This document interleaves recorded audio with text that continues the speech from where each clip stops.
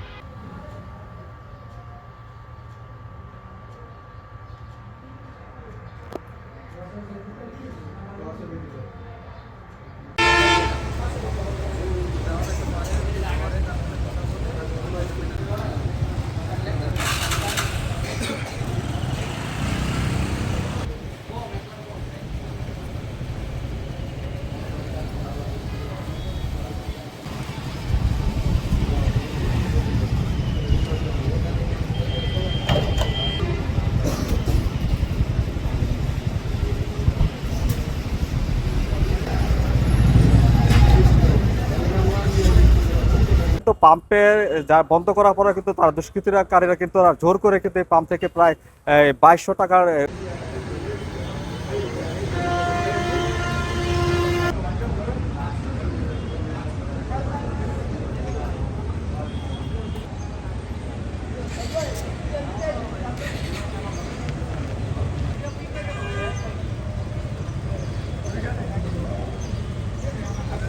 গতকালকে ব্যাপারটা হয়েছে, আমরা সরকারের নির্দেশনা অনুযায়ী আমরা প্রতিটি বাইকে হেলমেট, কাগজপত্র এগুলি চেক করে করে আমরা সিরিয়াল মতো নিয়ম মাফিক সরকারি নির্দেশের যে নিয়ম সেভাবে ফলো করে আমরা তেল দেওয়া শুরু করেছিলাম এবং সুষ্ঠুভাবে চলছিল। কিন্তু হঠাৎ করে কিছু লোকজন এসে 8-10 জন লোক এসে তারা বারবার একবার তেল নিয়ে তারপর আবার পেছন দিয়ে আইসা ঘুরিয়ে নিতে চায়। আমরা বাধা দেওয়াতে তারা বলতেছে যে না, তাদের তেল দিতে হবে, তারা যদি আমরা না দিই তারা নিজেরা তাদের মেশিন থেকে খুলে নেবে তেল।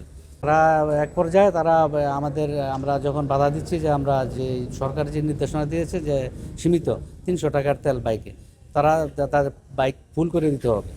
হ্যাঁ, তারা যদি না দেয় তারা টাকা দিবে না এবং তারা ভয়ভীতি দেখিয়ে তারা চলে গেছে, আমাদের টাকাও দেয়নি। তারা যে ফুয়েলে বাইকে তেল নিয়েছে তারা টাকাও আমাদের পরিশোধ করে। এই থানাতে আমরা ইনফর্ম করেছি এবং আমরা লিখিত ডায়েরি করার জন্য অলরেডি থানায় অবস্থান করতেছে আমাদের লোক। ম্যাজিস্ট্রেট মহোদয় স্যার আসছেন। আমরা অকটেন বিক্রি বন্ধ করেছিলাম, তা উনি আশ্বাস দিয়েছে যে আমরা বলছি যে আমরা নিরাপত্তাহীনতায় ভুগছি, সেজন্য আমরা বন্ধ রেখেছিলাম। স্যার বললো যে আপনারা এখন চালিয়ে দেন। তাহলে স্যারের নির্দেশনা পেয়ে আমরা এখন আবার যতটুকু আছে, স্যার স্টকও আমাদের দেখছে, আমরা দেওয়া শুরু করছি। যতক্ষণ থাকবে আমরা দিব। একটি অনাকাঙ্ক্ষিত ঘটনাও ঘটেছে গতকালকে রাতে। এটি একটি সাধারণ ডায়েরিও হয়েছে। এগুলো আমরা তদন্ত সাপেক্ষে খতিয়ে দেখছি। তো আমরা এটা মনিটরিং এর মধ্যে রাখছি এবং এখানে কিছুক্ষণ পরেই পুলিশ আসবে এবং সুন্দরভাবে যেন ওনারা এই ফুয়েল সরবরাহ করতে পারে নির্বিঘ্নে, সেটি আমরা নিশ্চিত করব।